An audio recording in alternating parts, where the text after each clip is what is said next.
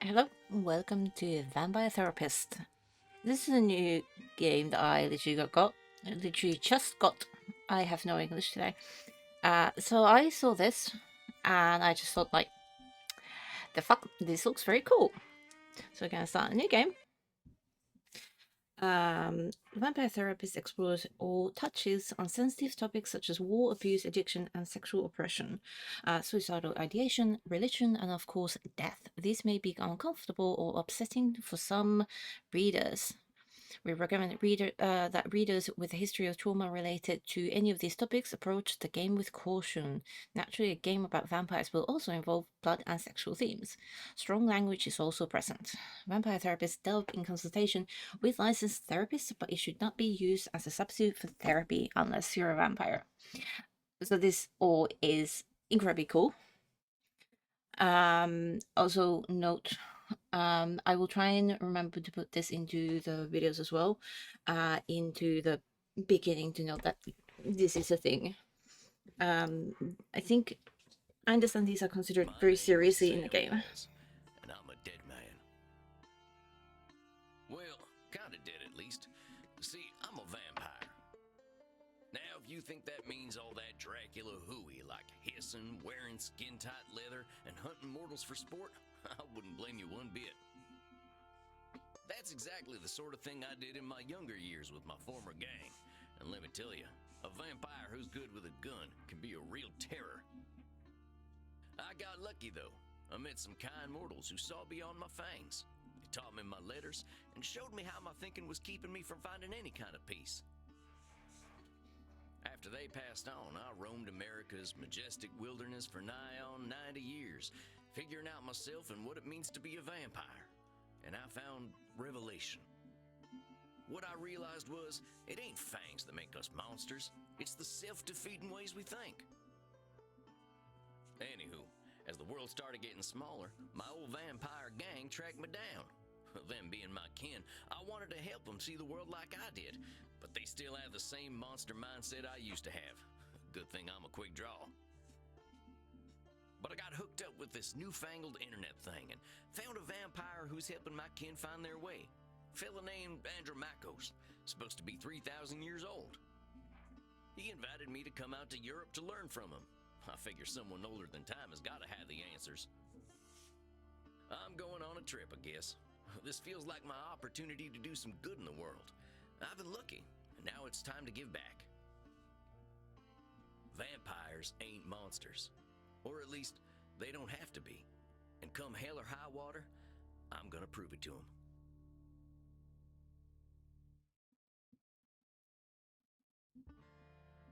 That's definitely an interesting introduction.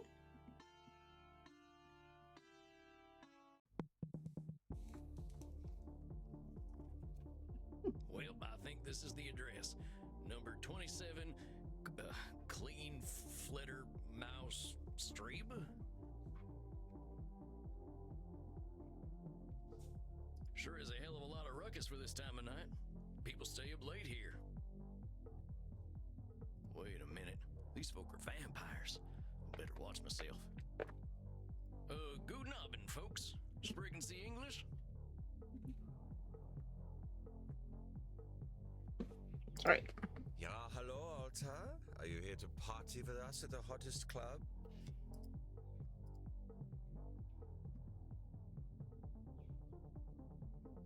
Let's ask What's so about special about this club? Immernacht is the greatest club aller Zeiten. The owner makes sure everyone has a good time. If anyone acts without respect, they are banned from the club forever. You are free to do and be whatever you like, as long as you are harming no one. Und I hear that they are now attracting sexy old cowboys.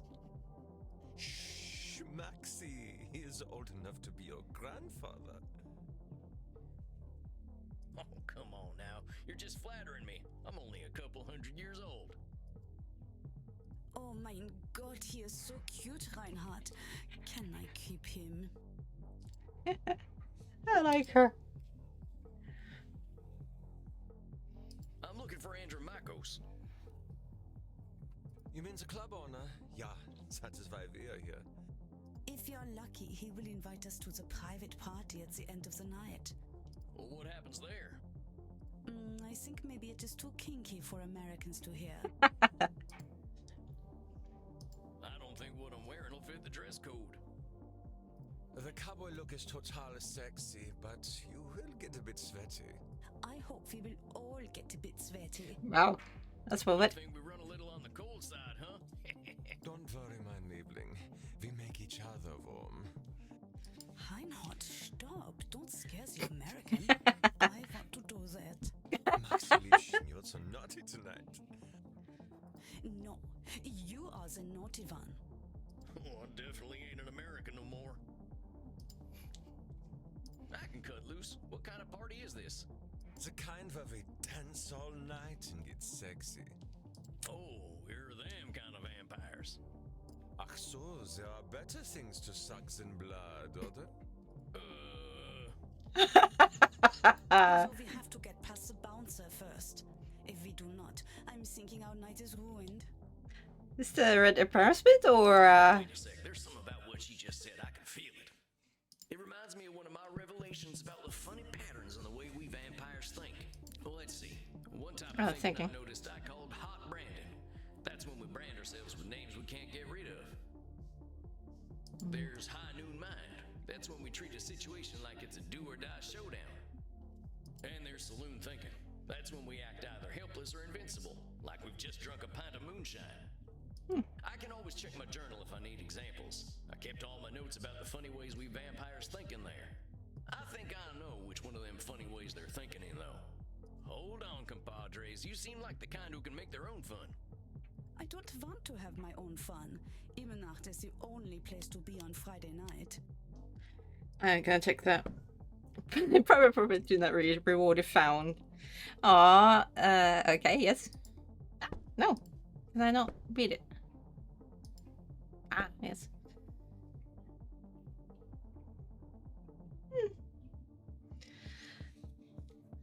Separate end section. Ooh, cognitive store. Funny ways we think. We vampires think in a funny way sometimes, like all humans.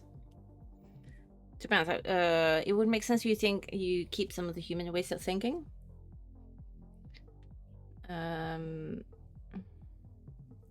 So yeah, that is the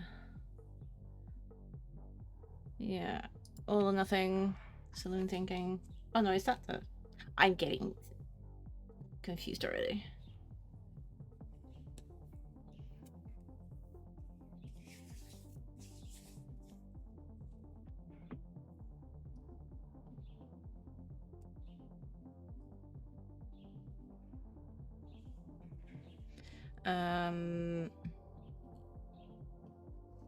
Hot branding. What did she? I'm gonna get this wrong. I'm gonna go with that one. Wait a second. She's acting like this is all or nothing, do or die. What I call that again? Ah, that was saloon thinking, wasn't it? Maybe I ought to check my journal.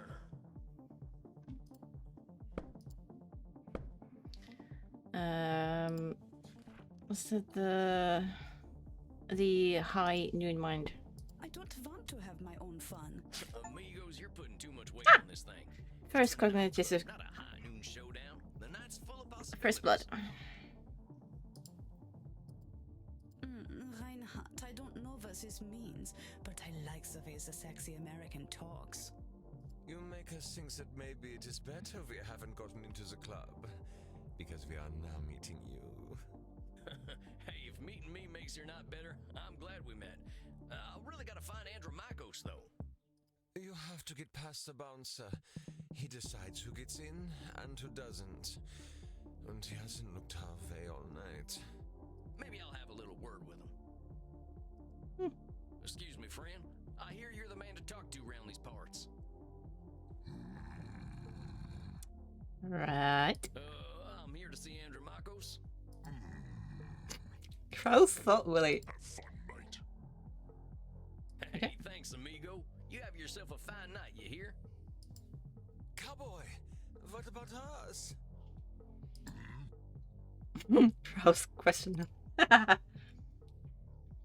Let me try. Sure, they're friends of mine. Have fun, mate. Well, come on, you two. We ain't got all night. Yeah. Dang, awful loud in here. Come on, my liver, dance with us! Oh, you kids have fun. I'll catch up with you later. Tarnation, I'd rather hear a gopher giving birth than this. I better talk to whoever's slinging drinks in this here saloon. They ought to know where Andromachos is. Pardon me, ma'am. Well, look at you. We get a lot of 80s fashion in here, but not usually the 1880s. Oof. What can I get you, cowboy? The special's Red Bull and vodka. You down? I never drink Red Bull. I'm actually looking for the owner. He around tonight? Might be. What do you say your name was? Sam Walls, begging your pardon. Sam Walls, huh? I don't think I know anything about a Sam Walls. After all, I'm just a know-nothing bartender. Now, why she gotta say she's a know-nothing? It gets my goat when vampires brand themselves like that. I think I'll say something. I'm gonna check. I'm actually gonna write this down. What's that?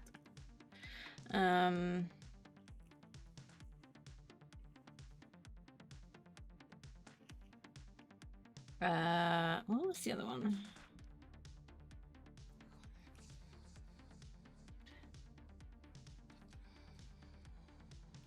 Okay. Brandon now? Well, hold on. What'd you just say? I said I don't know any Sam Walls. I'm just a know-nothing bartender.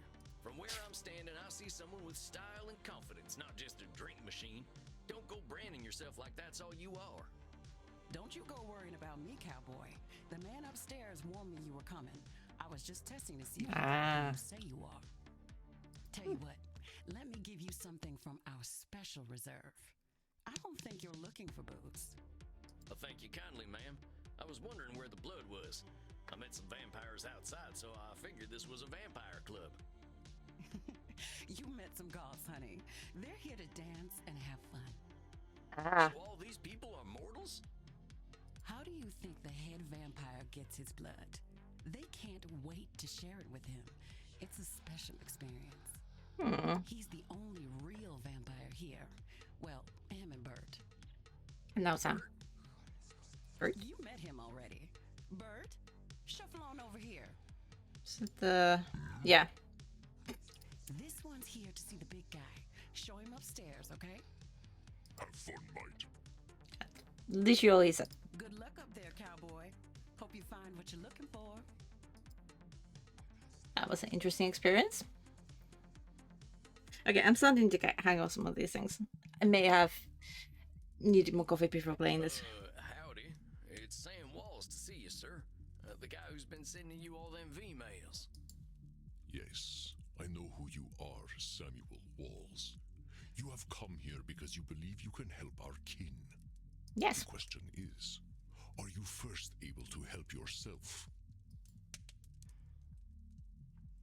Let's I've go been with... fixing myself for more than a century now. I don't think I need help. Oh, I think that was the wrong answer. Then you must prepare to learn a most difficult lesson. We all need help, Samuel. I am pleased that you have come to receive mine. Dang, you scared the heck out of me. You must allow an ancient vampire his games. He will play them regardless. Please, sit down. I really like this game. What an absolute pleasure it is to meet you at last. I found your messages most intriguing. Afraid there ain't much here in the way of intrigue. I'm just a lonesome cowboy looking for answers. You know, I receive emails every day from vampires seeking my help. You are the very first to seek my aid in helping others. This alone makes you intriguing. Well, dang. I think you're going to be sorely disappointed when you get to talking to me. I'm just honored you're giving me the time of night. I have unlimited time, Samuel. I am pleased to share some of it with you. Our kind can be rather set in their ways. It is inspiring to see someone so young and eager to learn. Yeah, well, I wasn't much for learning when I was alive. Just making up for lost time, I guess. It sounds as though you have been handling your own life better than most. I was particularly intrigued by these revelations you had while walking in nature. Oh, yeah, them. Well, I give walking the credit. Nothing sorts my thoughts out better. After a few decades, I started seeing patterns in the way we vampires think. Can you explain some of these patterns?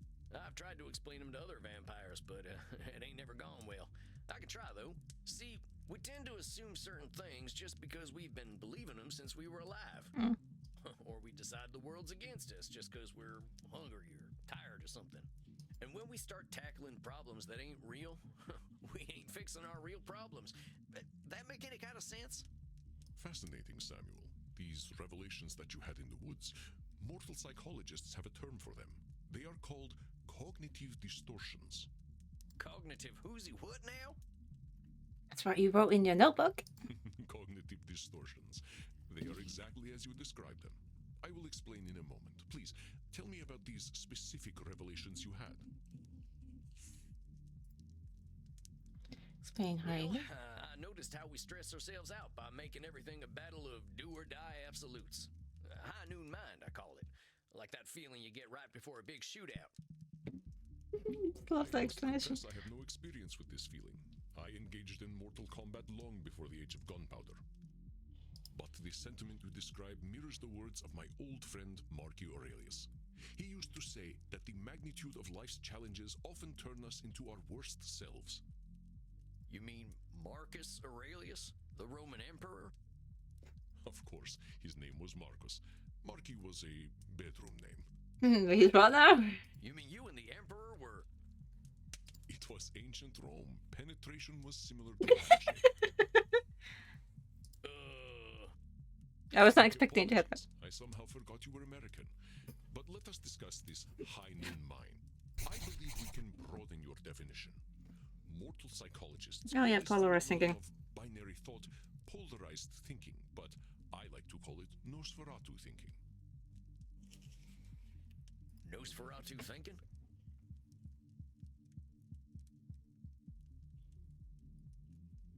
It means you are thinking in black and white. I get it. That's pretty funny. I have heard of polarized thinking. So I have had some psychology studies, and my thinking is with this game, there will be very familiar concepts. Like polarized thinking is something I have heard of before. I believe it encompasses the breadth of the distortion. One is not flatly weak or strong, good or evil, smart or stupid, a success or a failure. The truth is far more complex and colorful. Not every high noon gunfight ends in oblivion, correct? Yeah, that's true. Getting shot still ain't fun, but it ain't the end neither. A perfect example, Samuel. Now, try to catch me using Nosferatu thinking. I will give you a series of statements, and one of them will contain Nosferatu thinking. I will repeat them if you miss it. If I do not drink blood, I will surely die. Death eventually comes for us all. Mortals will always fear our kind. Did you miss my Nosferatu thinking? Let me start over. How do I... If I do not drink blood, I will surely Oh, die. am I supposed to... Ah. Is that Nosferatu thinking? No, Samuel. In this case, I am not arguing with reality. Okay. If we do not drink blood, we die. This is a fact of being a vampire. Okay. Slightly catastrophic, but... Death eventually comes for us all. Mortals will always fear our kind. That's Nosferatu thinking right there. I've met mortals who knew who I was and weren't scared. Very good, Samuel. Keep And forgetting even if to you had, press. to say mortals will always fear us ends any hope that they might not. Always is such a terminal word, is it not? Would you like to discuss more of your revelations with me? Okay. I So... realize that as vampires, we can get the feeling of the power that comes with immortality and strength, but then we get hopeless and aimless over time. It's kind of like the fella you see in the saloon at the bottom of a bottle of whiskey. Either he thinks he can fight everyone, or he's crying into them last drops because he thinks life's hopeless. It's saloon thinking. Two extremes that probably ain't true. A fascinating observation, Samuel. Your saloon thinking was described in my time as the battle between hubris and nemesis, the twin excesses of arrogance and self-pity. Oh man, it make me wish I'd gotten some schooling. Maybe I would have figured this stuff out earlier. You live forever, my friend. There is no rush. What you have identified is a phenomenon where individuals perceive either an illusion of control or a lack of control. Mortal psychologists call this phenomenon you have described a control fallacy. Rarely do we have complete power over our situations or no power at all. But we create this illusion that stops us from attempting to change our perceived situations. Yeah, you're right about that. I used to think I'd never get away from my gang, and maybe that's what made me stick with them for so long. Yes, you see how cognitive distortions keep us from facing reality, whatever that reality may be. Okay, this is a very deep game. Of course, I am so old and powerful that I am always in control.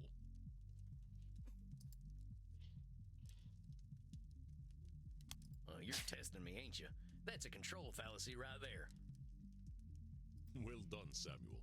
I am indeed very It helps when the these Cosmos things holds no awareness pop up. of Andromachos. Of course, as you expertly pointed out with your analogy about the man at the bottom of a whiskey bottle, a control fallacy can be positive or negative. Listen to my next few statements and try to find a control fallacy. Simply, the sun will eventually burn out. I will roam a cold, dead earth, and there is little I can do about it. I mean, that is kind of... I want to hear all of them, to be My honest. kitty cat died. I shall be lonely forever. I shall never feel the warm sun upon my skin again. I shall never feel the warm sun upon my skin again. You didn't catch my control fallacy. No, I just wanted to hear all of them. The sun will eventually burn out. I will roam a cold, dead earth, and there is little I can do about it. I mean, kind of, Well, yeah. that sounds like one of them control fallacies. With all eternity, heck. Oh, that didn't do the thing. To save the sun. I applaud your optimism and ambition, Samuel, but some things we must be prepared to accept. My kitty cat died. I shall be lonely forever. I mean, do I say kind of all of... I am apparently very bad at this. I kind of feel like they're all... Is that Nosferatu thinking, actually? Pay attention, Samuel. We are considering my kitty cat died. Okay, I'm I kinda... shall never feel the warm sun upon my skin. Well, that's a control fallacy, ain't it? No, it was the kitty cat one. Significant difference Damn between it. enjoying the warm sun and being burnt into ash. Okay, It's not a distortion to acknowledge indisputable sources of harm. Let us try again. You didn't catch my control. The sun will eventually burn out. I will no, that one. My kitty cat died. I'm sorry about your sweet kitty, but you could always pick up a new one. Or there's lots of them just waiting for a loving home, so you don't need to be lonely. Yeah, but you have to mourn. It was just an example, Samuel. Well spotted. Well, I did not spot that one, did I? Experience. I felt this way once when a pharaoh I was dating had our cat mummified. Oh, that's horrible. Into a murderous depression that nearly decimated the continent. But I had the power to help myself all along by adopting a new friend in need of a home. That is true. Oh, dang, don't let me get on your bad side. That is very true. I doubt you shall see it, Samuel. Did you have more revelations to tell me about? See, Printing. I used to be in a gang. They were my whole existence.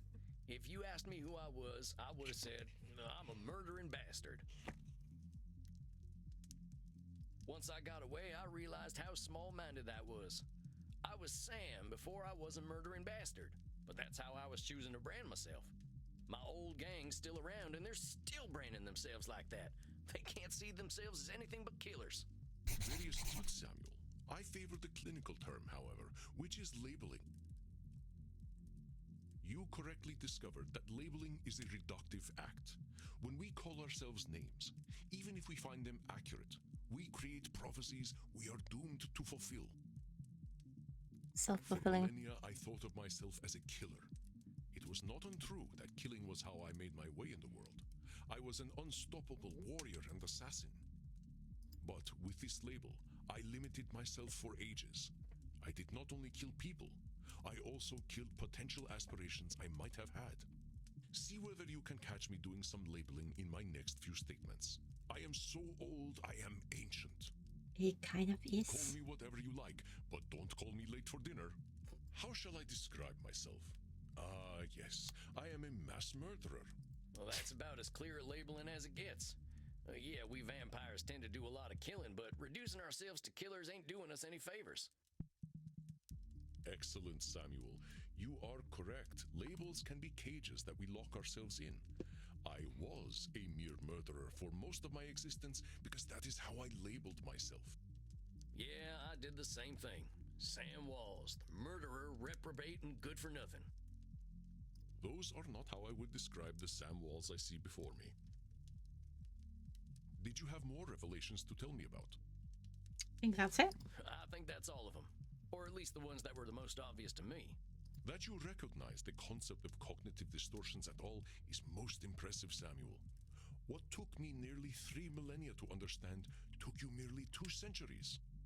Oh, come on, you're just flattering me. I'm just a dope stumbling his way through one life. That's kind of labeling, actually. Are you now? Tell me, Samuel, what kind of cognitive distortion are you exhibiting when you call yourself a dope? Yeah, I'm doing some labeling. I gotta watch myself, huh? As long as we retain any humanity, we will have cognitive distortions. What we are aiming for is not to become perfect beings, but to understand and accept ourselves. I really like this. As long as we can recognize cognitive distortions, we can address our real challenges. One cannot drink blood from a straw man, after all. I ain't never heard that one before, but I like it. If it helps solidify the concept in your mind, then I am well satisfied. I know you came to learn from me, so I will do my best to honor your good intentions. Let us ensure that you understand the concepts of labeling, control fallacies, and Nosferatu thinking. I will give you a series of statements, and each one will contain a cognitive distortion for you to identify. I will begin. If I invite over my vampire friends, I know I'm going to have to deal with guano all over the place when they turn into bats at the end of the night. What's Well, wrong with that it? ain't right. He's acting powerless, like a man clinging to the whiskey bottle. Control. What did Mako say that distortion was? Control fallacy. If I invite over... Well, there's a control fallacy, sir. You're acting like you've got no control, but you could lay He's down a lot some better ground than his rules for lamb. guests, or some newspaper. or express concern to my friends that they have not been toilet trained. Very good, Samuel. Let me try another. I am Andromachus, the ancient darkness, the scourge of the Mediterranean, the mortal's bane. Well, that's definitely some intense labeling. Those are some hard names to get over. You are not wrong. Those names followed me for millennia. It was most stifling. Let me try another then. If my club's revenues do not significantly increase, I will end up living on the street. That there's got to be Nosferatu thinking. There's a huge space between making a ton of profit and living on the street. Indeed, you are correct. I run my club at a considerable loss, but 3,000 years of banking interest means that money is not really an object to me anyway. Banks been around that long? At least in one Samuel, place. now I am not only Ooh, dark intrigued by purple. you, but also impressed. I would very much like to teach you my ways, but I must demand something of you first. Anything. I'm here to learn. You must receive therapy yourself. I will not have you seeing clients without a commitment to your own mental health. This is, especially in the UK, this is actually a requirement for therapists, where you actually have to have certain amounts of sessions with a therapist yourself to make sure that you are basically staying healthy while helping others. And there are specific courses where you can do to become a therapist.